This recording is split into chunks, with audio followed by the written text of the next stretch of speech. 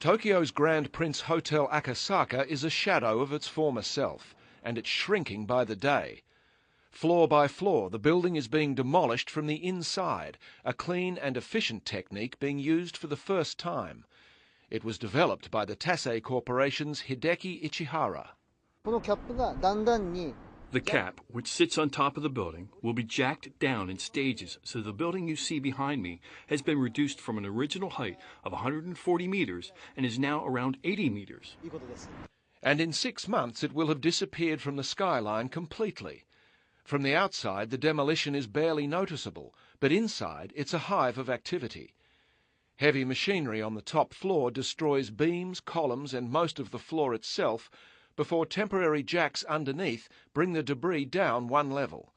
An interior crane then lowers the debris to the ground, a process that generates electricity for other equipment at the same time.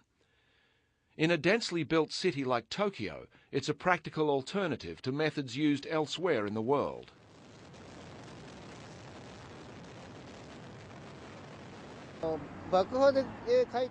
You can only use explosives to collapse a building under the condition that there are no other buildings around. But if you collapse this building using explosives, that building and the one over there will be affected. So in conclusion, we obviously can't use explosives in Japan.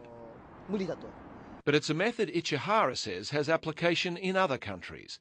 Not only is it much cleaner than conventional demolition, it's also much quieter, something Ichihara says is worth shouting about.